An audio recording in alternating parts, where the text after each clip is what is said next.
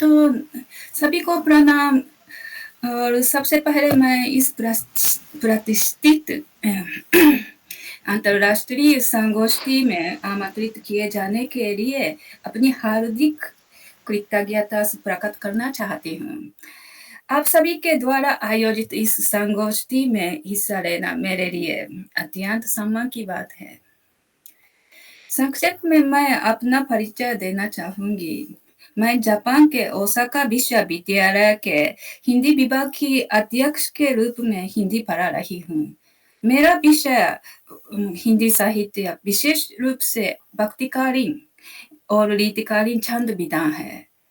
जब मैं आगरा में तुलसीदास के छंद विधान पर पीएचडी कर रही थी, तब अपने अध्ययन के लिए चित्रकूट गई थी। तुलसीदास जी से संबंधित स्थानों और किंवदंतियों की खोज करते हुए मैंने भी परंपरा के अनुसार 5 दिनों की तीर्थ यात्रा की थी। तुलसीदास जी की तरह मैंने भी राम और लक्ष्मण जी के दर्शन की इच्छा की थी, लेकिन ऐसा चमत्कार तो नहीं हुआ। परंतु वहां के प्राकृतिक सौंदर्य और धार्मिक वातावरण ने मेरे शोध कार्य को एक नई दिशा दी और मैंने चित्रकूट पर एक नहीं 2 लेख जापानी भाषा में लिखे। उस सुंदर सुंदर तीर्थ स्थान की यादें अब भी मेरे मन में जीवंत हैं।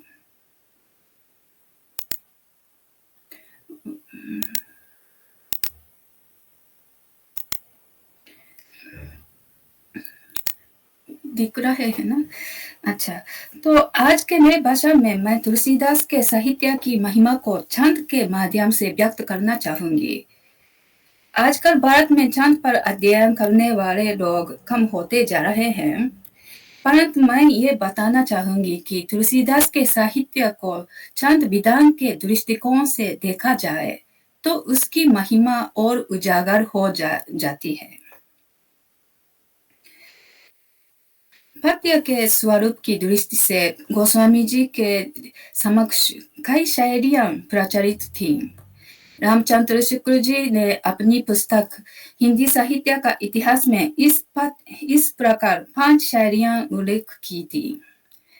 वीरगाथाकार की छप्पे पद्धति, विद्यापति और सूरदास की गीत पद्धति, गंग आदि बातों की कवित सवैया पद्धति, कबीरदास की नीति संबंधी वाणी की दोहा पद्धति जो अपभ्रंश से चली आ रही थी, और ईश्वरदास की दोहे चौपाई वाली प्रबंध पद्धति। ये उल्लेखनीय है कि तुलसीदास ने इन सभी 5 शायरियों का प्रयोग अपनी अलग अलग रचनाओं में किया।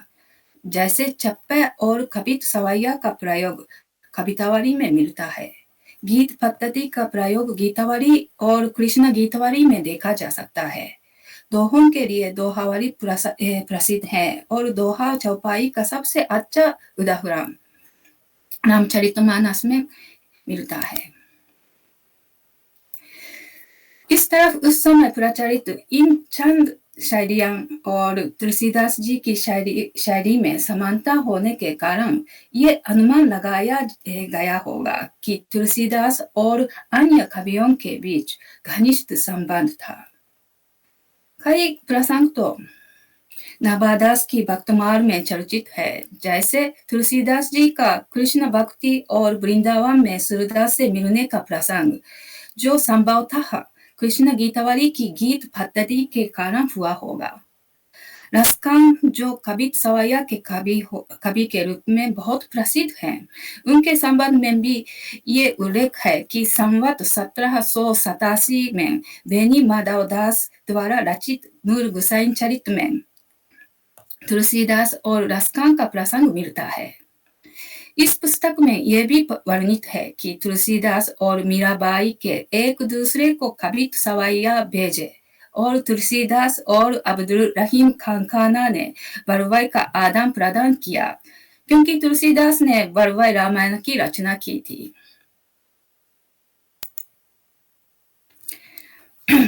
बरवाई तो दोहा का एक रूप माना जा सकता है, परंतु रामचंद्र शुक्ल जी की इस सूची में मैं अपनी ओर से 2 और शायरियां जोड़ना चाहती हूँ। पहला हंसगति हरिगीत का शायरी, जो पार्वती मंगल और जानकी मंगल में प्रयोग की गई है, जिसमें हंसगति एक मौलिक हिंदी मातृक छंद है। दूसरा लोक गीत शायरी जो रामलला नाचू में सोहर के रूप में दिखाई देती है। इन सभी को मिलाकर कुल 7 शायरियां हो जाती हैं। इस प्रकार तुलसीदास जी के रचना विधान का सबसे बड़ा महत्व ये माना जा सकता है कि उन्होंने चांद की सभी शायरियों के सौंदर्य प्रदर्शित कर साहित्य के क्षेत्र में सर्वोच्च स्थान प्राप्त किया।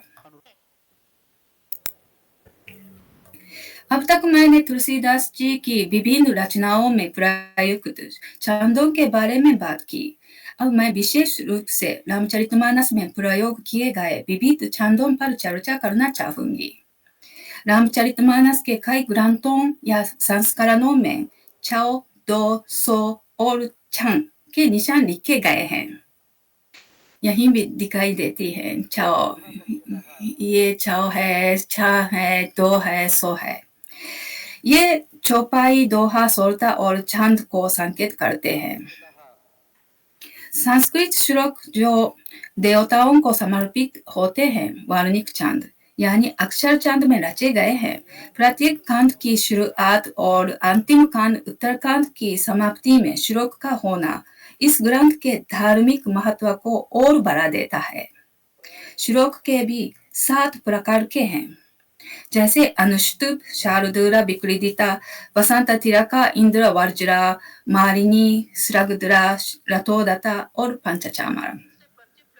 हिंदी काव्य शास्त्र में वार्णिक वृत्त और मात्रिक वृत्त ये 2 मुख्य श्रेणियां हैं, लेकिन हिंदी साहित्य में मात्रिक छंद अधिक प्रचलित है और इस कारण रामचरितमानस में भी संस्कृत के वार्णिक छंदों की तुलना में मात्रिक छंदों का अधिक प्रयोग हुआ है। रामचरितमानस में मानक छंद 4 चौपाइयों के साथ एक दोहा या सोरता से मिलकर बनता है। इस पद की गिनती में दोहे के संख्या दी जाती है। 4 चौपाइयां मुख्य रूप से कथा को आगे बढ़ाने के लिए प्रयुक्त होती हैं, जबकि एक दोहा उस पद का समापन करता है। चौपाई दोहाबद्ध होने के कारण कुछ विद्वानों जैसे रामचंद्र शुक्ल जी ने रामचरितमानस और सूफी प्रेम कथाओं जैसे मालिक मोहम्मद जायसी द्वारा रचित पद्मावत के बीच शैली की समानता पर ध्यान दिया है। इन दोनों के बीच अवधि महाकाव्य की भाषा और चौपाई दोहाबद्ध साहित्यिक रूप में अद्वितीय समानता है, परंतु सूफी प्रेम काव्यों में तुलसीदास द्वारा प्रयोग किए गए विभिन्न प्रकार के छंद नहीं मिलते। तुलसीदास के चौपाई दोहा शायरी के स्रोत को सूफी काव्य में भी खोजा जा सकता है, पर एक और संभावना पर ध्यान दिया जाना चाहिए। अपभ्रंश साहित्य में जैन रामायण पद्माचार्य का खलुवक छंद, जिसमें प्रत्येक चरण में 16 मात्राएं होती हैं, चौपाई से मेल खाता है। इसके बाद दोहे से मिलता जुलता खट्टा, गाथा या कुल्लाला आता है। इससे ये संभावना उभरती है कि तुलसीदास ने चौपाई दोहा शायरी को सीधे 8वीं शताब्दी के जैन रामायण पद्माचार्य से उधार लिया हो। चौपाई दोहा की एक रस पुनरावृत्ति में विविधता प्रदान करने के लिए विशेष छंद भी प्रयोग किए गए हैं। विभिन्न संस्करणों में इन्हें छंद का निशान यानी छंद नाम दिया गया है। इन छंदों में 3 प्रकार के वृत्त या स्रोत होते हैं। मात्रिक छंद, इसमें हरिगीतिका, चौपाइया, दंडकरा और दुर्मिरा होते हैं।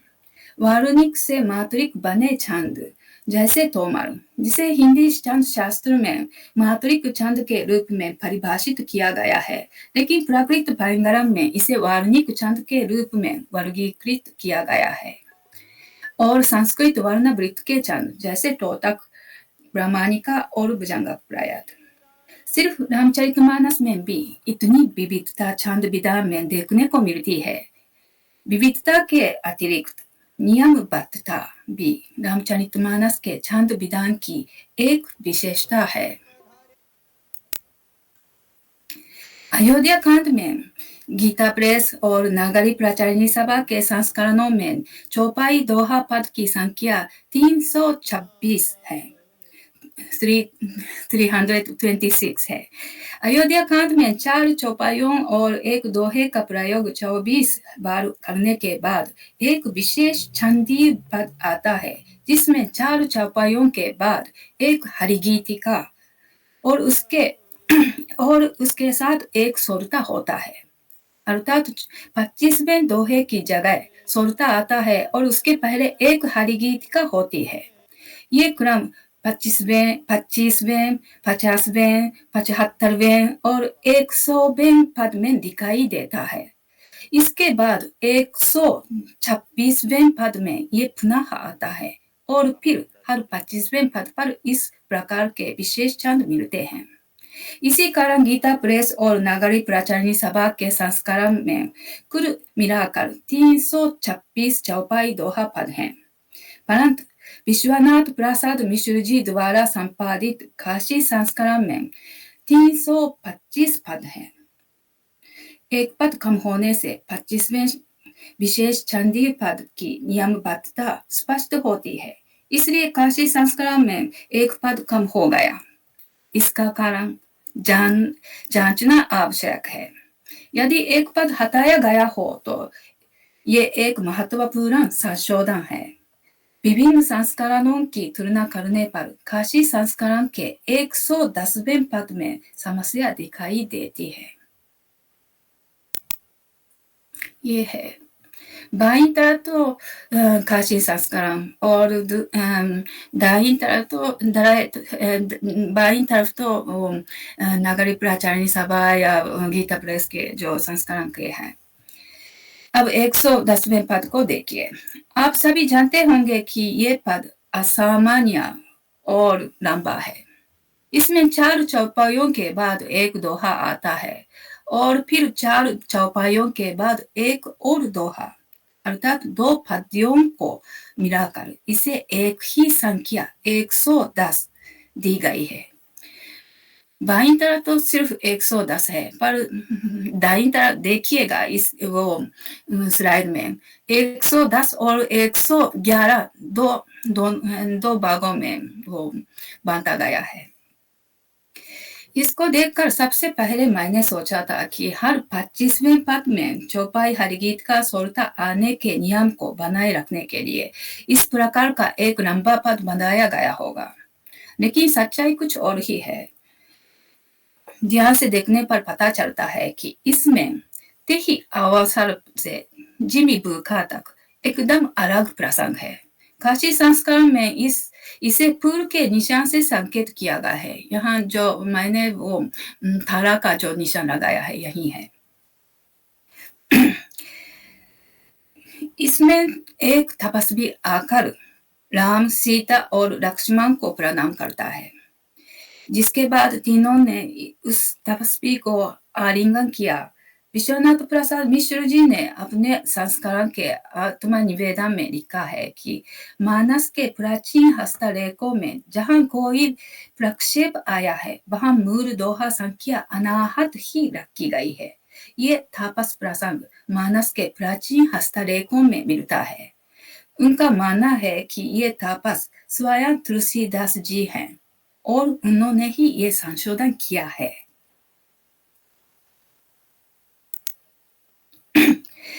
लेकिन मेरा विचार इससे थोड़ा अलग है कि रानी राय की बुर नहीं के बाद यही है। ते पित मात कहा हुसा कि कैसे जी हाँ पता है बन बालक ऐसे को जोड़ना बहुत स्वाभाविक प्रतीत होता है। और जहां तापस प्रसंग की कोई विशेष आवश्यक नहीं लगती। चंद विधान के अनुसार ये अस्वाभाविकता और भी बढ़ जाती है कि 24 बार चौपाई दोहा की निरंतरता के बाद तुलसीदास जी क्यों चौपाई हरिगीतिका और सोरता के नियम को तोड़ेंगे।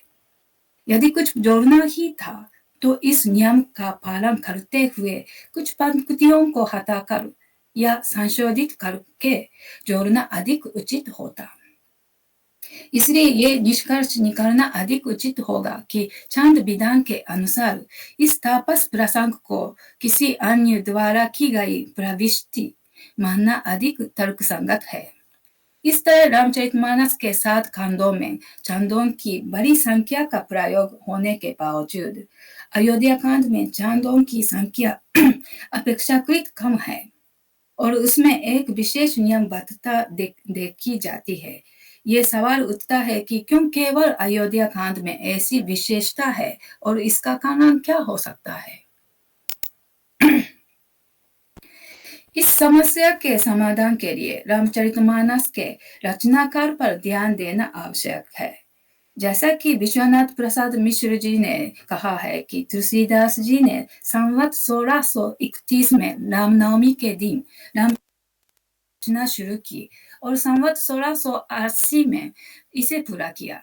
इसका अर्थ यह है कि तुलसीदास ने इस महाकाव्य को लगभग 50 वर्षों में लिखा।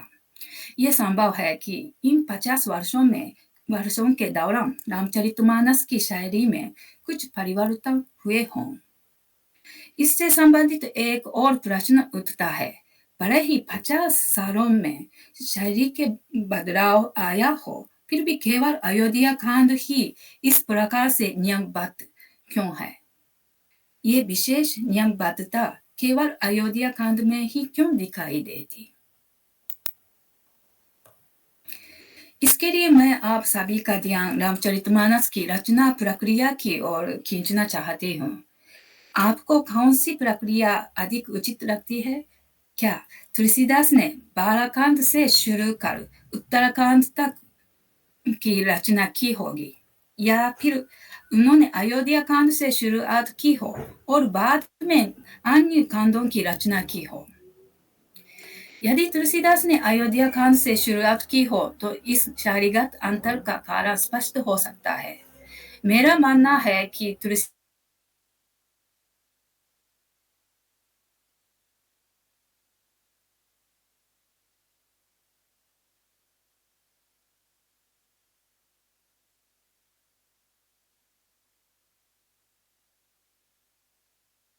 अयोध्या कांड की रचना की।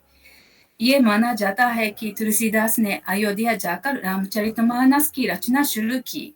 इसलिए अगर अयोध्या में रहकर सबसे पहले अयोध्या कांड की रचना करने की इच्छा उनके मन में आई हो तो ये असहज नहीं लगता। निष्कर्ष में मैं ये कहना चाहूंगी कि यदि तुलसीदास की रचनाओं का अध्ययन छांद विधान के दृष्टिकोण से किया जाए तो उनकी कलात्मक शैली स्पष्ट रूप से उजागर हो जाती है। धन्यवाद।